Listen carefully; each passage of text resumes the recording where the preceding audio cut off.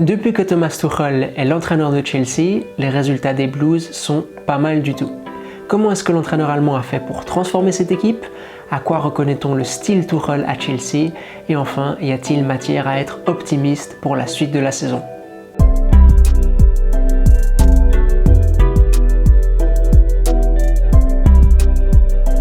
Hey, j'espère que vous allez bien et j'espère que votre équipe préférée va bien. Une équipe qui se porte plutôt bien, c'est le Chelsea FC de Thomas Tuchel. Depuis son arrivée à Londres, l'équipe est passée de la 9e à la 5e place en Premier League. Elle est toujours invaincue à l'heure où je vous parle, avant le choc de cet après-midi contre Manchester United. Elle a eu de bons résultats en coupe et au niveau des résultats, je pense que le résultat le plus symbolique, c'est cette victoire en Ligue des Champions contre l'Atlético de Madrid, même si le contenu était peut-être un peu décevant. Et avant de se plonger dans les détails tactiques qui caractérisent cette équipe sous Thomas Tuchel, il faut aborder certains points que l'entraîneur allemand a changés en coulisses et qui permettent aussi d'expliquer pourquoi Chelsea va mieux. L'une des choses qui pour l'instant fait l'unanimité en coulisses à Chelsea, c'est la communication de Thomas Tuchel. Il parle beaucoup avec ses joueurs, il parle avec tout le monde et les consignes qu'il transmet, elles sont claires. Et ça change pas mal avec la fin de l'époque Lampard où au niveau communicationnel, il y avait pas mal de problèmes et beaucoup de joueurs se sentaient laissés pour compte. On dit à Chelsea que Thomas Tuchel a insufflé une nouvelle fraîcheur. Et ça, on le retrouve par exemple avec le type d'entraînement. Il a déjà mis en place ces fameux entraînements où les joueurs évoluent avec autre chose que des ballons normaux. Là, on les a vus s'entraîner avec des mini-ballons. Un autre élément qui change un peu par rapport à l'époque Lampard, c'est la suppression de pas mal de mises au vert avant les matchs. Ça fait que les joueurs peuvent passer plus de temps avec leur famille. Et puis, en fait, tout ça, il faut dire que c'est normal. C'est normal qu'on parle bien de Tuchel parce que ça fait même pas 2 mois qu'il est là. Et puis, on est dans cette période de lune de miel où les joueurs veulent se montrer sous leur meilleur profil. Tout va bien dans le meilleur des mondes. Ces adjoints, par exemple à Tuchel, ils ont été énormément critiqués du temps de leur passage au Paris Saint-Germain. Et bien là, on n'entend que des mots positifs au sujet de ces adjoints. Tuchel, il peut se permettre de sortir Callum Hudson-Odoi 31 minutes seulement après l'avoir fait entrer en jeu. Et bien il est applaudi pour ça. On dit quel prof de caractère, il a vraiment la main mise sur son groupe. Au niveau des choses relatives au terrain, cette fois, l'une des premières mesures qui saute aux yeux, c'est ce passage à 3 défenseurs, une défense à 3 qu'on avait notamment déjà vu du côté du Parc des Princes. Il faut aussi dire que certains choix de joueurs surprennent ou changent beaucoup par rapport à l'époque Lampard. On voit le retour de Marcos Alonso, on voit le retour d'Azpilicueta et des joueurs comme Ziyech, Chilwell ou même Kanté ont moins de temps de jeu qu'avant et ça c'est vrai que ça choque un peu, ou en tout cas ça change pas mal. Le Chelsea de Tuchel, c'est une équipe qui veut avoir le ballon. Les registres de possession, ils ont augmenté. C'est une équipe qui veut attaquer ensemble, qui veut voyager ensemble et qui veut vraiment prendre le temps de relancer proprement. Et s'il faut se faire beaucoup de passes jusqu'à trouver l'ouverture, on le fait. Le problème, c'est qu'on a tendance à avoir beaucoup de monde derrière la ligne de pression au moment de donner les premières passes. Beaucoup de joueurs qui s'agglutinent autour du ballon. Pourquoi ? Parce que les centraux de Chelsea, c'est pas les meilleurs centraux du monde avec ballon. Alors il faut pas être manichéen dans l'analyse, ils sont pas mauvais. Il y a plusieurs phases de jeu où quand il y a une ouverture, ils montent balle au pied. Quand il y a une ligne de passe verticale ouverte, ils saisissent leur chance et ils mettent ce ballon entre les lignes. Ils sont pas désastreux avec ballon, encore une fois, mais c'est pas des cracks mondiaux. Il manque parfois d'initiative, il manque parfois de vision de jeu, il manque parfois de vitesse dans l'exécution, dans la prise d'informations et ça se ressent énormément. Vous avez pas mal de séquences sous vos yeux actuellement où soit Azpilicueta est décalé, soit Rudiger est décalé et ils prennent pas leur chance, ils mettent pas la passe là où ils devraient la mettre, ils saisissent pas leur opportunité. Vous avez une autre séquence où Christensen, il pourrait mettre un long ballon, mais il ne le fait pas. Manque de qualité technique peut-être, manque de vision de jeu, et ça fait que l'action, elle stagne un peu. Ce manque d'initiative des centraux, ce manque de prise de risque, malheureusement, c'est l'un des traits définitoires du passage de Tuchel au Paris Saint-Germain. C'était l'une des choses les plus frustrantes du monde. À Chelsea, actuellement, il vit un peu les mêmes problèmes. C'est véritablement un axe de progression immense pour son équipe. L'équipe, souvent, elle attaque lentement, elle prend vraiment le temps de faire tourner le ballon jusqu'à ce que l'ouverture apparaisse et qu'un des centraux en profite, ou alors quand c'est pas le cas, souvent ce qui se passe, c'est qu'il faut attendre qu'un milieu décroche, Kovacic ou Jorginho, qui prennent les choses en main et qui l'accélèrent, qui mettent un peu de vitesse dans tout ça. Alors, il faut dire que l'équipe ces derniers temps, elle a progressé. Elle est meilleure à la relance contre Southampton par exemple que contre Burnley lors des tout premiers matchs de Tuchel. Sous pression, elle s'est un peu améliorée, mais on a vu que dès que l'adversaire élève son niveau, c'était le cas contre l'Atlético en Ligue des Champions, et bien là, la relance, elle fait vraiment pas rêver et Chelsea peine à créer des différences à partir de ses premiers mètres. Vous l'aurez compris, pour l'instant, Chelsea, c'est une équipe qui a quelques difficultés à faire avancer le ballon de la façon souhaitée par son entraîneur. Alors, une autre solution, ce serait d'être beaucoup plus vertical, prendre beaucoup plus de risques, et comme ça, on pourrait gagner beaucoup plus de mètres d'un coup, même si, dans l'eau, on perdrait pas mal de ballons. On verra par la suite pourquoi Thomas Tuchel ne choisit pas cette option. En attendant, ce qu'on peut mentionner, c'est que Tuchel a quand même certaines cartes dans sa manche et certains mécanismes pour faire que l'équipe elle progresse ensemble malgré ses limites intrinsèques sur les premiers mètres. Il faut mentionner ici deux joueurs. Premièrement, Mateo Kovacic. Kovacic, c'est un super joueur à l'heure de se saisir du ballon et avancer balle au pied. Il y a peu de joueurs en Europe qui sont aussi bons que lui dans ce domaine-là. Il a une bravoure, une qualité technique, aucun problème à prendre des risques, une bonne vision de jeu aussi, une bonne interprétation des actions. Dans ce domaine-là, c'est un super joueur. Il est aussi enthousiasmant que précieux. Et l'autre joueur très enthousiasmant à ce sujet-là, en tout cas selon moi, mais c'est un joueur qui est très en forme à Chelsea actuellement, c'est Mason Mount. Et la différence de Kovacic, qui a surtout besoin d'être face au jeu pour pouvoir être bon, Mount, il peut parfaitement recevoir le ballon dos au jeu ou de trois quarts et qui plus est entre les lignes adverses. Et ça, c'est encore une fois d'une valeur inestimable, ce genre de joueur. Si vous le trouvez entre les lignes, vous pouvez d'un coup briser une ligne de pression adverse et vous avez gagné 10-15 mètres. Et Mason Mount, c'est typiquement le genre de joueur qui va faire que l'adversaire tout d'un coup ne pourra plus être face à vous, il devra se mettre à courir en direction de son but parce que vous aurez cassé des lignes suffisamment importantes. Entre les lignes, Mount, il sait quoi faire et en plus, il est bon sans ballon entre les lignes. C'est pas seulement que vous lui transmettez le ballon dans ses périmètres exigus et qu'il sait se débrouiller, c'est qu'une fois qu'il a lâché le ballon, il sait où se placer, il sait comment exploiter les mouvements de ses coéquipiers.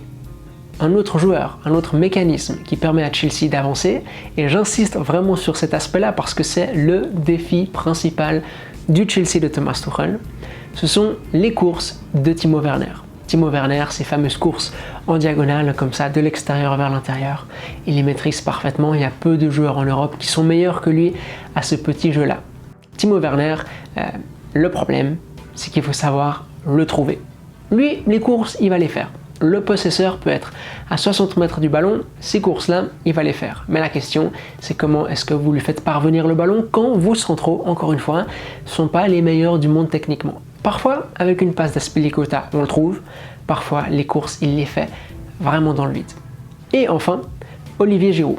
Quand il joue, son jeu en pivot, il est très utile. Et c'est peut-être plus facile de trouver Giroud en pivot, parce que vous avez juste à lui envoyer un long ballon, il va le contrôler, il va vous la remettre, que de trouver un Timo Werner dans l'espace. Il faut beaucoup plus de précision, c'est vraiment un geste technique beaucoup plus difficile.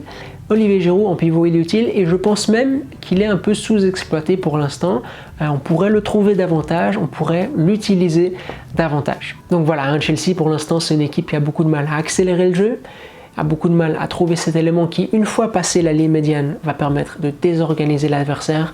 Et Tuchel va devoir perfectionner les mécanismes que j'ai mentionnés et aussi beaucoup travailler avec ses centraux.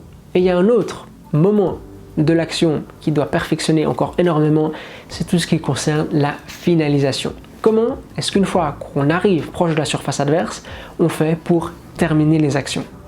Une fois que Chelsea s'est approché de la surface adverse, on retrouve cette équipe lente, qui joue lentement, qui est empreinte de lenteur. Alors, il y a une chose qui est claire, c'est le fait de passer par les côtés et d'amener le ballon par les côtés. Une chose que l'équipe fait bien, c'est ses renversements côté faible, côté souvent Marcos Alonso. On fixe le jeu à droite, on renverse à gauche, et là on sait qu'Alonso c'est un joueur qui attaque super bien la surface, qui peut être décisif, et on l'exploite bien. Ça rappelle ce qu'on voyait sous Antonio Conte avec ce même joueur, par exemple. Mais outre ces percées sans ballon de Xabi Alonso pour attaquer le deuxième poteau, on a peu de débordements. On a peu de joueurs qui sont capables de faire des différences avec ballon. parfois Timo Werner, mais Timo Werner, il permet peut-être plus d'accélérer les choses, de déborder, plutôt que d'effacer véritablement des adversaires. On a une relation qui est intéressante et qui doit être perfectionnée entre Reece James, quand il joue, parce qu'il faut qu'il joue, et Callum Hudson-Odoi. Mais à part ça, il manque encore de solutions collectives, de vitesse de transmission, peut-être même de qualité individuelle, de qualité de débordement. Il manque aussi de passes faites dans le bon tempo, et ça c'était criant lors du match contre l'Atlético, à l'heure d'attaquer le bloc bas des hommes de Simone, qui au passage avaient très bien compris que Chelsea cherchait à faire la différence sur les côtés. Du coup, ils ont défendu en 6-3-1. Il manquait l'automatisme parce que les passes, elles n'arrivaient pas dans le bon temps, c'était criant. Encore beaucoup de travail pour Thomas Tuchel aussi dans cette phase-là du jeu. À ce stade-là de la vidéo, peut-être vous vous direz comment est-ce qu'il peut être aussi critique envers cette équipe avec ballon alors que l'équipe elle fonctionne bien, elle gagne des matchs, elle n'a toujours pas perdu, elle est remontée au classement, la dynamique est positive. Et bien c'est là que je dois vous parler de l'approche défensive. Cette équipe, défensivement, elle est excellente. Cette équipe, défensivement, elle concède rien du tout. Elle concède en moyenne 1,7 tirs par match depuis l'arrivée de Tuchel en championnat.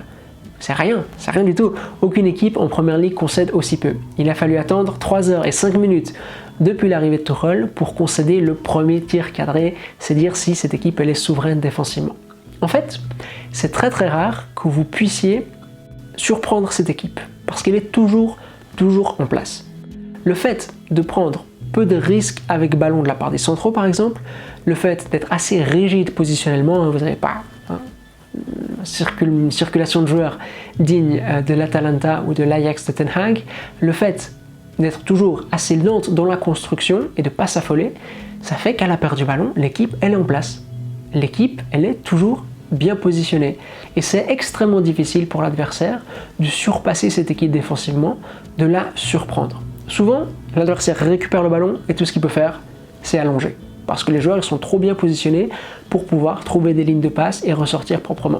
En fait, les adversaires de Chelsea, souvent, ils envoient leurs attaquants au casse-pipe, ils leur mettent de longs ballons dans l'espace et bonne chance pour s'en sortir face aux centraux de Chelsea.